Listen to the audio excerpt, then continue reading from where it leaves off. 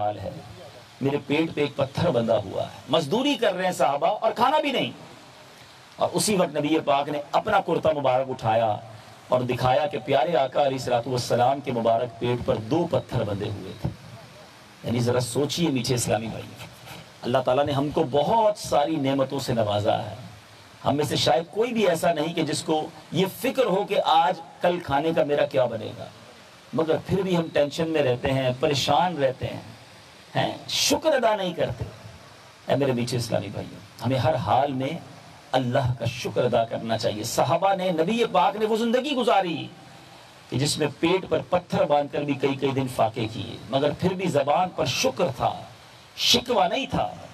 شاعر لکھتے ہیں نا، زبان پر شکوہ رنج و الم لایا نہیں کرتے، نبی کے نام لیوا غم سے گھبرایا نہیں کرتے۔ صبر تھا۔ اب کیا ہوا، ایک چٹان آ گئی بیچ میں، بڑی کوشش کی، صحابہ توڑتے رہے، بڑی ہیوی چٹان، دوسرے لفظوں میں کانکریٹ کی، نہیں ٹوٹ رہی۔ صحابہ نبی پاک کے پاس آئے، کہا حضور کہ بڑی کوشش کر لی ہے، ہم سے وہ چٹان نہیں ٹوٹ رہی، اور وہ ٹوٹ نہیں رہی تو ٹنل جو ہے وہ خندق پوری نہیں ہو رہی۔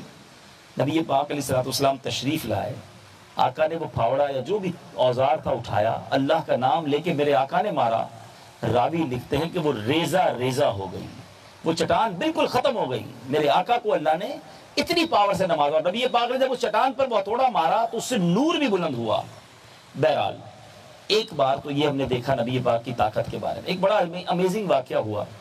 پیارے آقا علیہ الصلوۃ والسلام کی بارگاہ میں عرب کا مشہور پہلوان، آج کے دور میں اگر آپ کہیں تو جس کو ہم کہتے ہیں WWF چیمپئن ہوتا ہے، یا باکسنگ کا چیمپئن کہہ لیں، ریسلنگ کا چیمپئن کہہ لیں، اس زمانے کا ایک عرب کا پہلوان جو پورے عرب میں اس سے بڑا پہلوان کوئی نہیں تھا، اس کا نام تھا رکانہ۔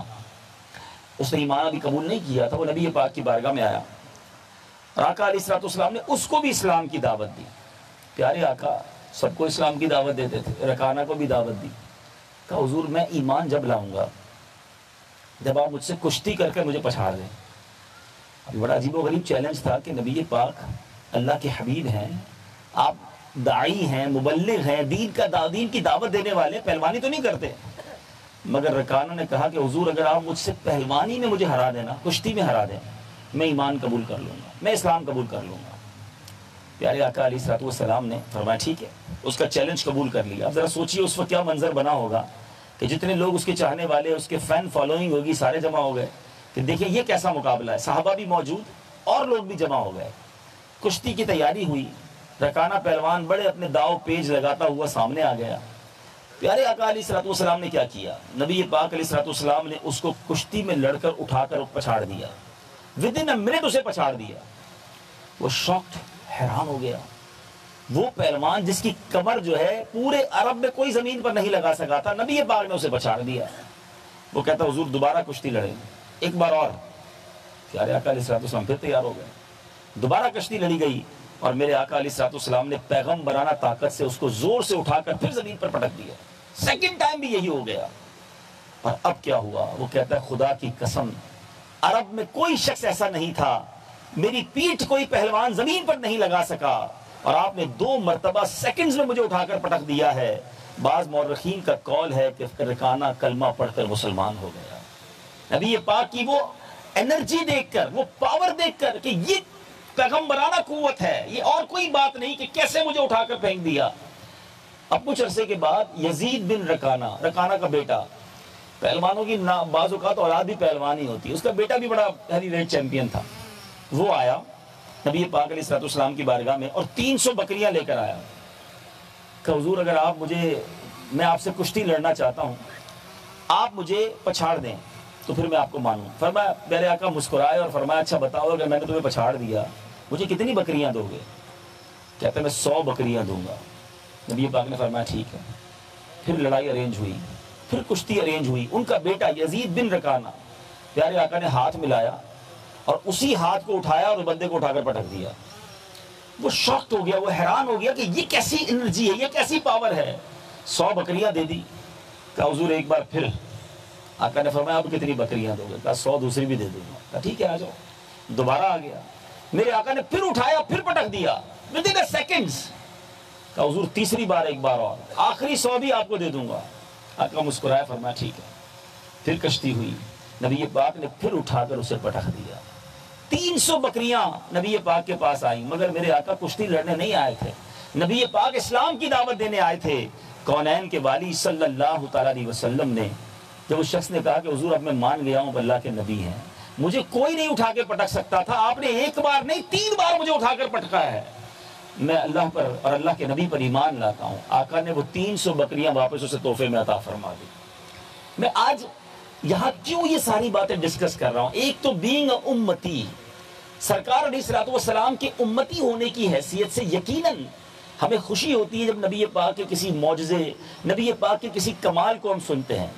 शुजाअत में, ताकत में, हर मामले में अल्लाह ने हमारे आका को सबसे बाला और आला बनाया। बरेली के ताजदार ऐसे ही नहीं कहते, सबसे औला व आला हमारा नबी, सबसे बाला व आला हमारा नबी, अपने मौला का प्यारा हमारा नबी, दोनों आलम का दूल्हा हमारा नबी। नबी पाक को हर मामले में रब ने औला और आला बनाया। मगर आज ये टॉपिक कोई तो वजह है जो मैं लेकर आया हूँ। आज यहाँ बिजनेस कम्युनिटी के लोग बैठे हैं, आज ऐसे लोग बैठे हैं जिनको अल्लाह ताला ने बहुत सारी ताकतों से नवाजा है।